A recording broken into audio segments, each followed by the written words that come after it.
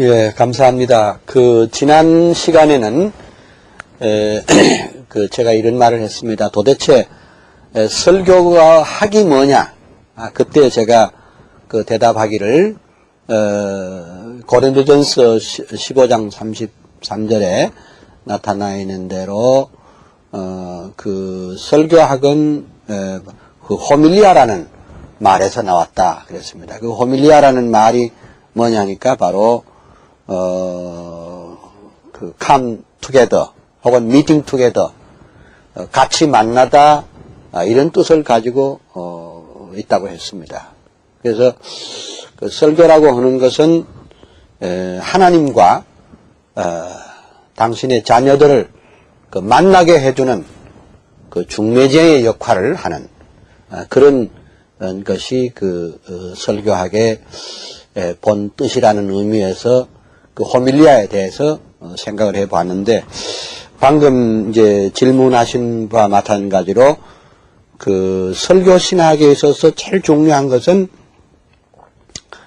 독일의 신학자 헬무트 텔리케가 말한 것처럼 오늘 우리 교회 문제는 신학과 설교의 이원성이 제일 큰 문제라고 생각이 되어집니다.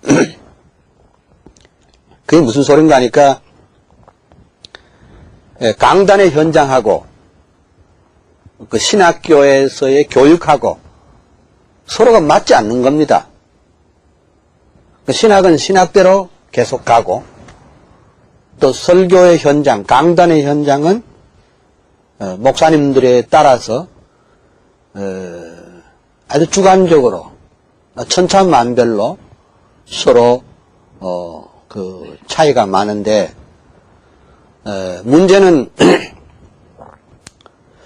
강단의 현장은 신학교에서 공부할 때 배운 것은 그냥 일단 접어두고 신학과 전혀 관계없는 또 신학을 도외시한 그런 설교도 문제지만은 또 다른 한편은 이 신학교에서는 일선 목회자들의 아픔과 강단의 현장을 전혀 생각하지 않는 신학 활동, 이것이 문제라고 생각합니다. 그래서 저는 생각하기를 교회 없는 신학도 문제이지만은 신학 없는 교회 또는 신학 없는 설교도 문제라, 이렇게 생각이 됩니다. 그래서 오늘 우리 교회의 위기가 뭐냐? 그것은 설교와 신학 사이에 화합할 수 없는 이원적인 그런 구조가 오늘 우리 한국교회 문제라고 생각이 되어집니다. 그래서 어떤 이를 말하기를 신학은 설교의 의식이고 또 설교는 교의학의 심장과 영혼과 같다고 했습니다. 신학은 뭐 때문에 하는 겁니까 도대체? 신학을 하는 본래 이유는 복음을 선포해서 영혼을 구원하는 것이, 그것이 신학의 본래 사명이 아니던가요? 그럼에도 불구하고 신학과 설교가 전혀 맞지 않는 이와 같은 현상, 신학은 신학대로 또 설교는 설교대로 제각각 자기 길을 가는 데서부터 오늘 우리 한국교회에 문제가 있고 거기서부터 세속화가 이루어진다, 이렇게 볼 수 있습니다. 솔직히 말하자면 설교는 설교 혼자 스스로 쓸 수가 없습니다. 다른 예를 들어 보십시다. 한편의 설교학을 하기 위해서는 설교를 작성하는 과정 자체가 하나의 신학적 작업입니다. 왜냐하면 가령 어떤 본문을 우리가 읽었다고 생각합시다. 이 본문을 읽으면 이 본문에 대해서 우선 제1차적으로 시행되는 것이 바로 해석학적 작업이 아니겠습니까? 그 해석학적인 작업을 통하고 또 이 성경 해석학적인 작업을 한 이후에 단순히 단어 하나하나만을 풀어서 해석하는 것만 중요한 것이 아니라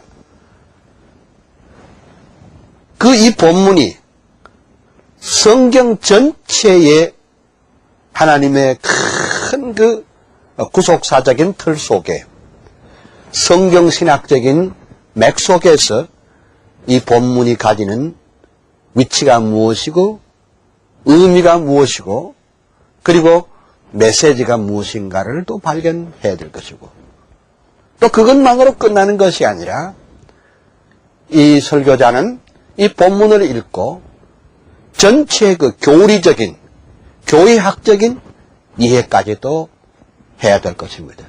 그러면 그것으로 끝나느냐? 그것이 아니고 바로 사회학적이고 문화적이고 정치적이고 경제적인 우리의 그 삶의 자리에 이와 같은 성경의 본문이 어떻게 적용되어지고 어떻게 이해되어져서 오늘의 살아있는 메시지 2000년 전 혹은 3000년 전의 메시지가 오늘 이 시점에서 살아서 움직이지는 그런 메시지가 되기 위해서는 어떤 의미에서 설교학은 종합신학이다 이렇게 말할 수 있습니다. 종합신학 내지는 복합신학이라고 할 수가 있습니다. 그래서 사실은 모든 신학이라고 하는 것은 한 편의 설교를 만들기 위해서 뿌리가 되고 줄기가 되고 가지가 되고 이파리가 되는 한 송이 꽃을 피우기 위해서 그 모든 뿌리와 그리고 줄기와 가지와 이파리가 있는 것처럼 신학의 본래 사명은 사실은 영혼 구원을 위해서 그리고 이 하나님의 말씀을 증거하는 설교를 위해서 존재한다.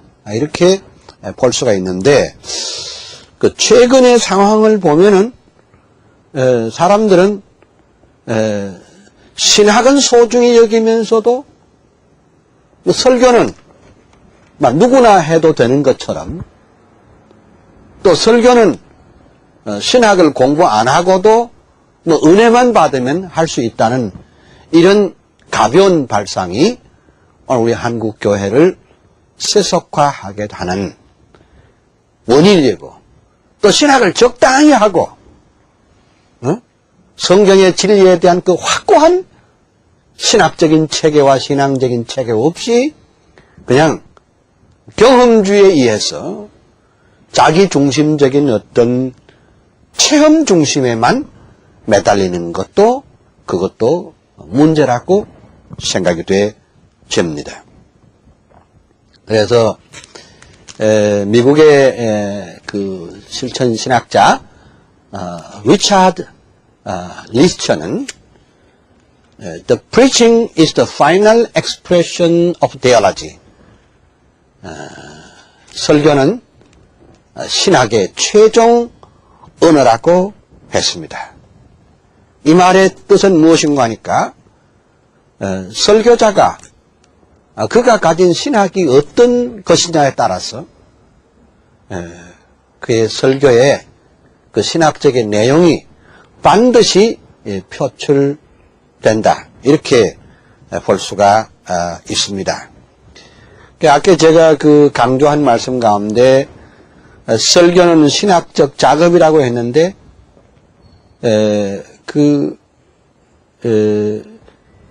교의신학이나 또는 성경신학이나 해석학이나 교회사를 뒷받침하면서도 설교라고 하는 것은 역시 상황성, 시간성, 그 다음에 언어라는 수단, 그 다음에 설교는 아무 때나 한 것이 아니라 반드시 예배로서 예배 중에 해야 되는 것이기 때문에 예배로서의 특성을 가지고 있고 뿐만 아니라 또 청중을 그때 어떤 청중이냐, 새벽이냐, 낮이냐, 혹은 저녁이냐, 1월달이냐, 8월달이냐, 그 시간성도 문제가 된다. 이렇게 보면서 제가 지금 질문에 대답할 수 있는 것은 이와 같이 설교 신학에 있어서는 설교와 신학이 두 부분으로 나누어질 것이 아니라 그것은 하나로 조화되어야 할 것이며 오늘 설교를 잃어버린 신학도 문제이고 신학이 옳게 뒷받침되지 않는 한국교회 설교도 우리는 문제가 된다. 이렇게 먼저 서두를 꺼냅니다. 우선은 이런 생각을 해봅니다. 첫째, 그 설교 신학의 전제들로서 설교는 신학적인 용어를 쓰지 않지만은 가장 신학적인 표현이다. 이런 말씀을 할 수가 있습니다. 가령 어떤 의미는 설교는 어떤 사람 말하기를 설교는 트랜슬레이션이다, 번역이다, 또는 인터프레테이션이다, 통역이다 이렇게 말하는 사람도 있습니다. 맞습니다. 가령 신학을 공부했다고 해가지고 신학적인 용어를 그대로 설교에 사용한다면 그것은 아주 우스꽝스러운, 말하자면 외국어를 듣는 것과 마찬가지입니다. 예수님께서 영광의 보좌를 버리시고 땅 위에 오셔서 우리 사람들과 같이 모양을 입으신 성육신 한 것처럼 설교도 결국은 성육신 개념을 가져야 됩니다. 그 말이 무슨 말인가 하니까 우리가 알아들을 수 있는 언어, 우리가 느낄 수 있는 그런 감정, 그 우리의 입장에서 하나님의 진리를 말하자면 우리가 알아들을 수 있는 것으로 번역한다는 그런 생각을 가지고 가장 신학적인 용어를 안 쓰지만은 또 가장 신학적인 표현이 설교라고 할 수가 있습니다. 아까 말씀드린 바와 마찬가지로 설교는 신학의 마지막 표현이요, 마지막 언어라고 할 수 있습니다. 앞서 말한 대로 그 설교와 신학이 분리된 데서부터 오늘날 우리 한국교회 문제가 온 것입니다. 사실 설교학은 조금 전에 제가 말씀드린 바와 마찬가지로 어떤 신학보다도 복합적인 것이라고 할 수 있습니다. 설교 신학의 두 가지 요소가 뭡니까? 하나는 텍스트이고 다른 하나는 컨텍스트입니다. 그러니까 본문과 상황입니다. 자, 아까 말씀드렸죠? 본문을 바로 이해하기 위해서는 성경신학 꼭 비블리칼 디올로지가 동원되어야 되겠고 또 헤르메네틱스 성경 해석학이 문제될 것이고 또 그것이 교의 체계와 말하자면 부합한 것이어야 합니다. 그래 한편의 설교를 하기 위해서는 청중들의 정황을 고려해야 되지 않겠습니까? 그 다음에 시대적 고민을 알아야겠기 때문에 사회, 정치, 문화적인 문제와 연결되지 않을 도리가 없을 것입니다. 사실 오늘의 신학자들은 신학의 문제는 본문과 상황을 어떻게 조화하는가에 대한 고민이 있습니다. 성경을 잘못 해석하는 사람들은 뭐 성경은 별로 중요시하지 않게 생각하고 오직 그 컨텍스트, 상황만을 아주 중요시하게 생각하는 사람도 있고, 그래서 그 상황에다가 자기 나름대로 인본주의적인 대안 내지는 실존주의적인 대안 제시를 하고서 그것이 이제 설교라고 하는 사람도 있습니다. 그러나 한편 어떤 사람들은 불변하시는 하나님의 말씀을 해석하고 또 강해하는 것은 정당하지만은 상황을 무시하거나 또 상황을 고려하지 않는 그런 분도 있습니다.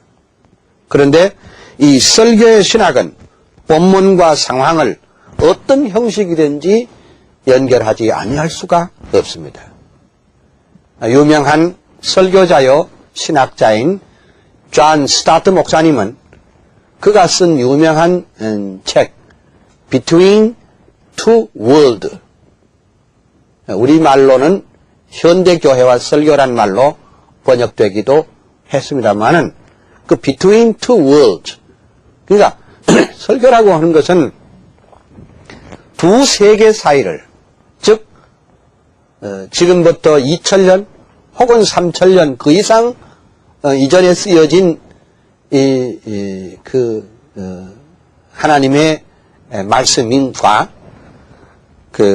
오늘 여기 우리들의 정황과를 소위 말하자면 다리를 놓는 Between Two Worlds, 두 세계 사이를 브리지 메이킹 하는 다리를 놓는 그 작업이 바로 설교 작업입니다.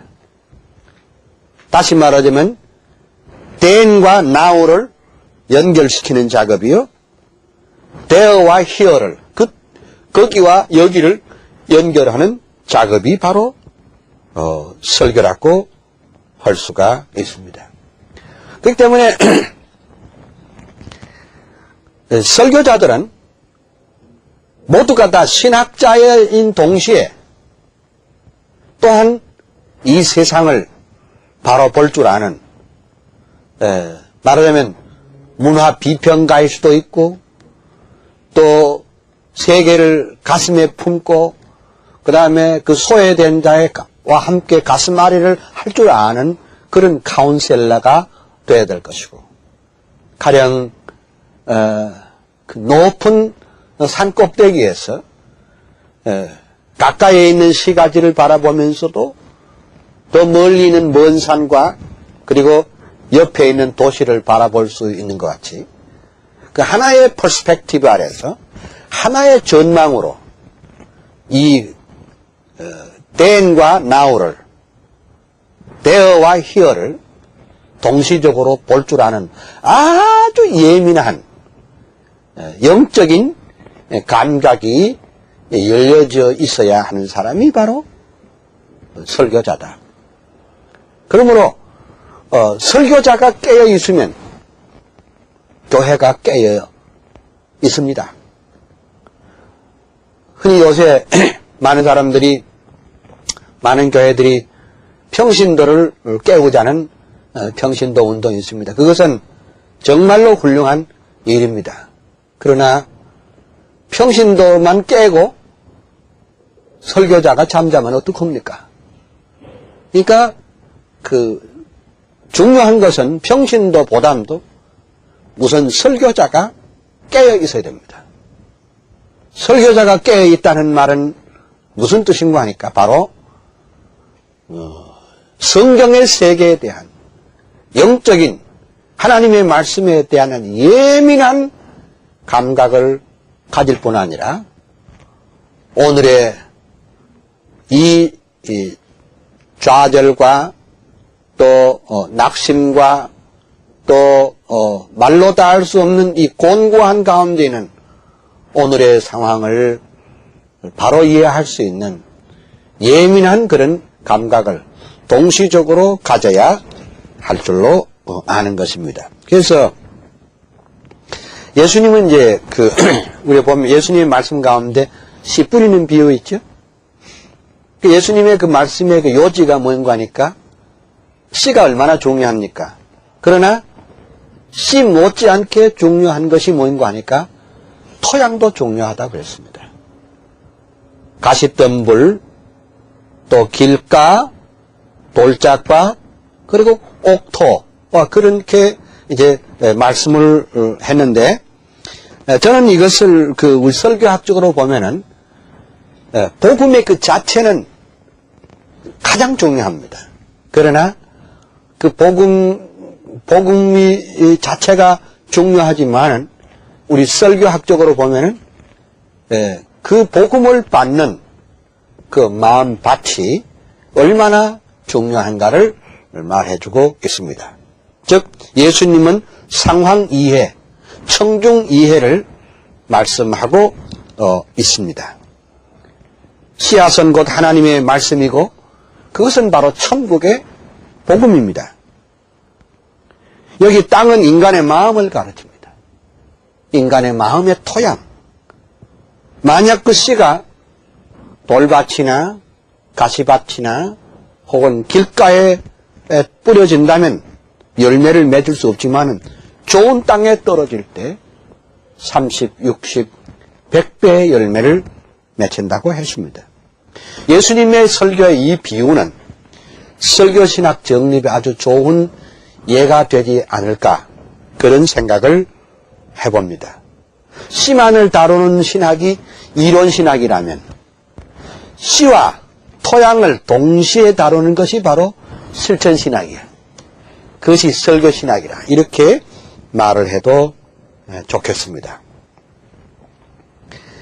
그 다음에 이제 설교신학의 과제로서 이제 성경 해석 방법론이 있습니다.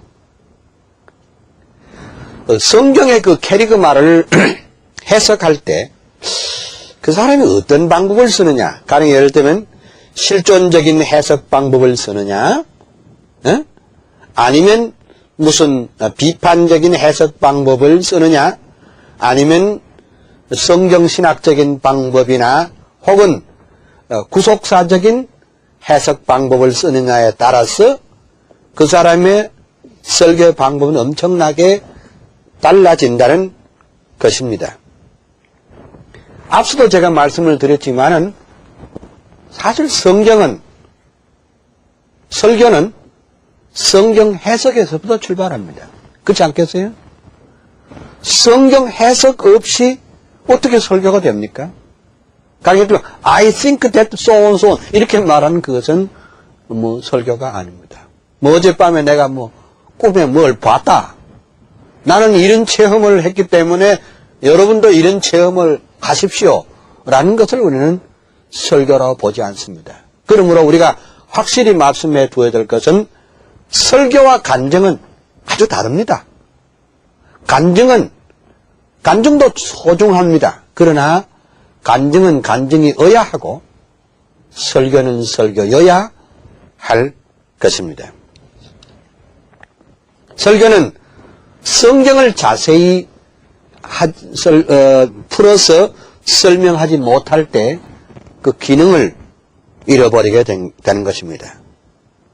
설교에서 분명히 나타내야 될 것은 설교자 자신이 아니라 하나님의 말씀이어야 할 것입니다. 지난번에 제가 그 중매쟁이 이론을 들었죠? 중매쟁이가 중매하다가 자기가 장가를 가고 자기가 시집을 가면 그게 무슨 꼴입니까? 그건 안 되죠. 그러므로 중매쟁이는 신랑과 신부가 결합하도록 만들고 소개하고 자기는 뒤로 빠져야 되는 겁니다. 절대 자기가 나타나서는 안 됩니다. 하나님은 진리가 선포되어 사람들이 믿음과 순종으로 돌아올 것을 요구하시며 진리를 경험하기를 원하십니다. 그러므로 성경의 진리가 자세하게 설명되어져야 하겠기에 설교에서 가장 중요한 것 중에 하나가 성경 해석과 그리고 주석이 요구되는 것입니다. 그래서 실존적인 해석을 시도하는 이들은 성경의 사건을 오늘의 상황과 연결하면서 다만 그냥 실존적으로 이해하려고 합니다. 물론 성경이 기록될 당시의 정황과 오늘의 정황을 비교해 볼 수 있지만은 성경에 대한 실존적인 이해는 성경의 구속사와 언약사를 배제해버린 결론에 이르게 되기 때문에 성경을 옳게 보는 태도는 아닌 것입니다. 물론 그 과정에서 우리가 적용 부분에 있어서 실존적인 이해도 필요하기는 하겠지만은 처음부터 성경을 정당한 성경 신학적이고 구속사적인 안목에서 성경을 보기도 전에 막바로 실존적으로만 해석하는 것은 성경을 자칫 잘못하면 명신보감이나 사서삼경 같은 그렇게 이해하기가 쉽단 말이죠. 성경은 절대로 명신보감이나 사서삼경이나 그런 것이 아니라 공자나 맹자 같은 그런 류의 말씀이 아니라 성경은 하나님의 말씀이요. 성경은 성령의 감동으로 기록된 하나님의 말씀이기 때문에 본래 성경 가운데서 하나님께서 우리들에게 말씀하시고자 하는 뜻이 무엇인가를 정확하게 우리가 얘기돼야 될 것이고, 끝으로 간단하게 한 말씀 드릴 수 있는 것은 설교는 성경 해석인 동시에 청중들과 만남을 위한 커뮤니케이션이다, 이렇게 말할 수 있습니다. 그러므로 설교는 음악이요 예술입니다. 그러므로 설교는 청중에게 공감을 일으키게 하고 메시지는 전달이 돼야 됩니다. 전달이 되지 않은 설교는 그것은 공중을 향해서 활을 쏘는 것과 마찬가지입니다. 그래서 설교에는 표현 양식이 있을 것이고 예술성 또는 표현 방법이 문제가 되겠습니다.